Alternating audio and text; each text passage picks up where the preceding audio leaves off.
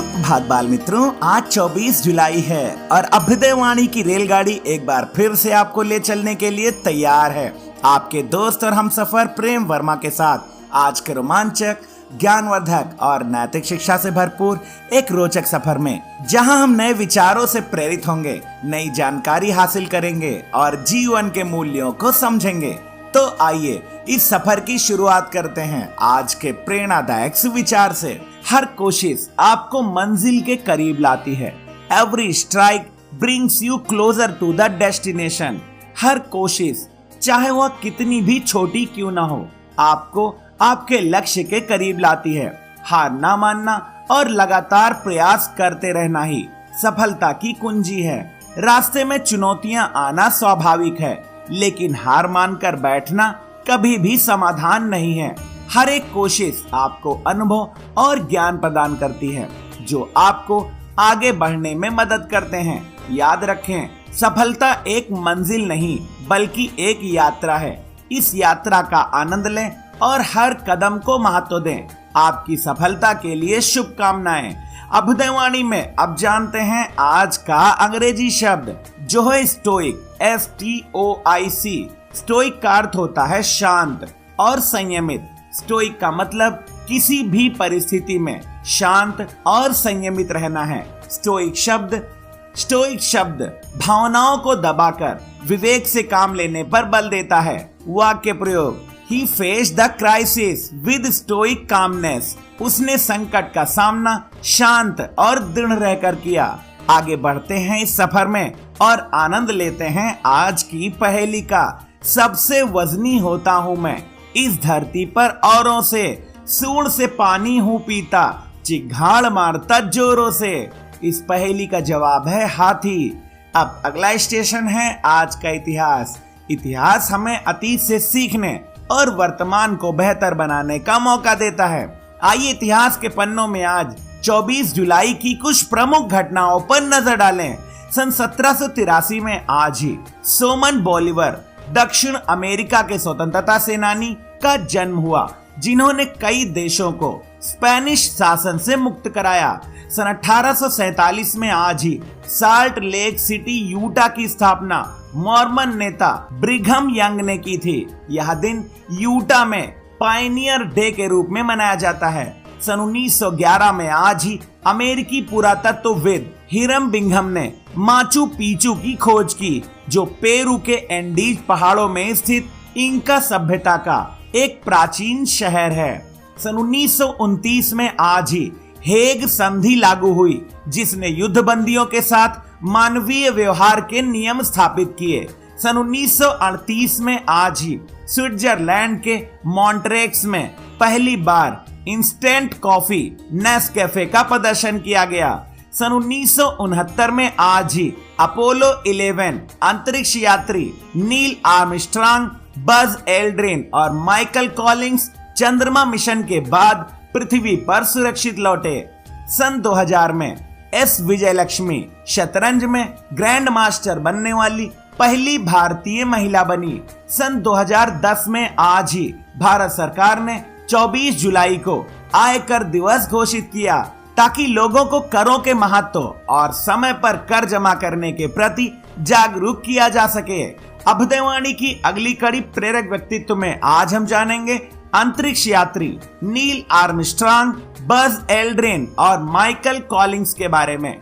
20 जुलाई सन 1969 को मानव इतिहास का एक स्वर्णिम क्षण घटित हुआ, जब अमेरिकी अंतरिक्ष एजेंसी नासा के अपोलो 11 मिशन के तहत 3 अंतरिक्ष यात्रियों नील आर्मस्ट्रांग, बज एल्ड्रिन और माइकल कॉलिंस ने चंद्रमा की ओर ऐतिहासिक उड़ान भरी।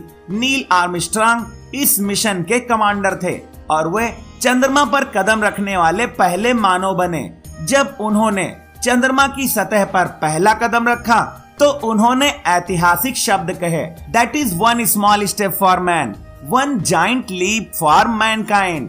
यह मनुष्य के लिए एक छोटा कदम है, लेकिन मानवता के लिए एक विशाल छलांग।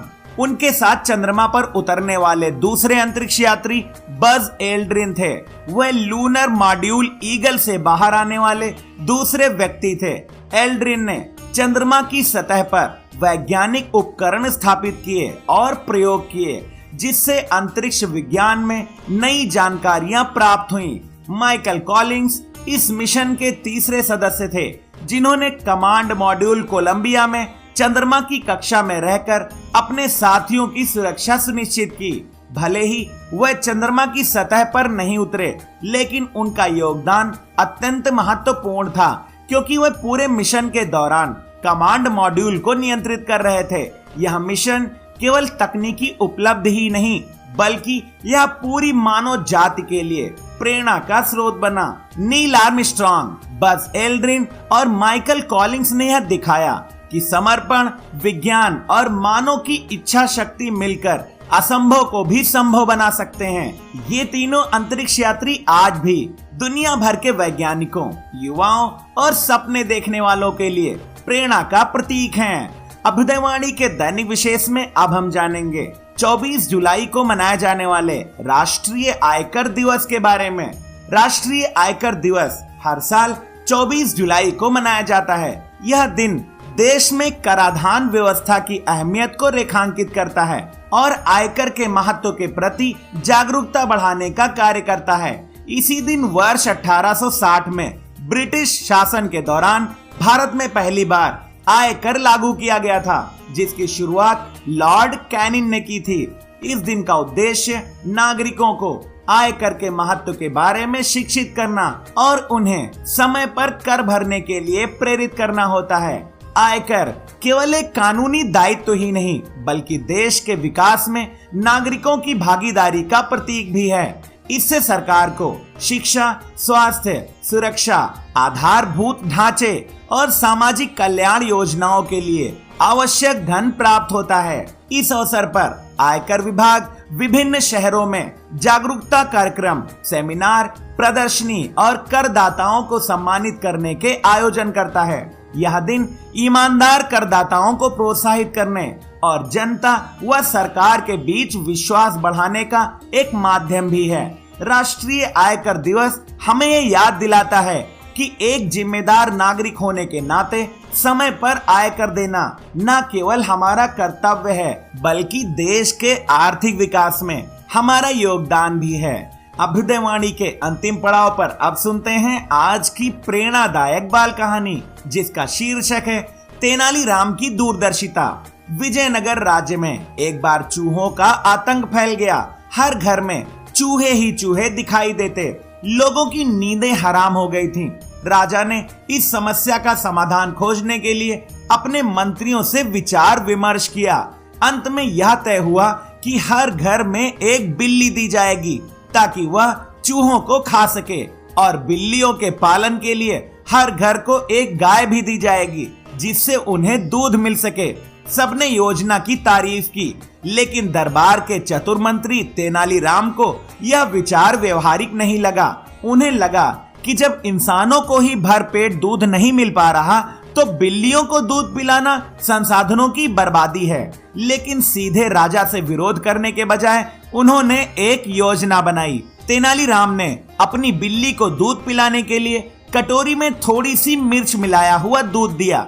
बिल्ली ने जैसे ही दूध पिया, उसकी जीभ जल गई और वह डर के मारे कभी दूध के पास नहीं गई। कुछ ही समय में राजा भ्रमण पर निकले और उन्होंने देखा कि सभी बिल्लियां तंदुरुस्त और मोटी थीं, पर तेनालीराम की बिल्ली कमजोर और सूखी हुई थी। राजा ने कारण पूछा तो तेनालीराम ने कहा, महाराज, यह बिल्ली दूध पीती ही नहीं है। राजा को शक हुआ।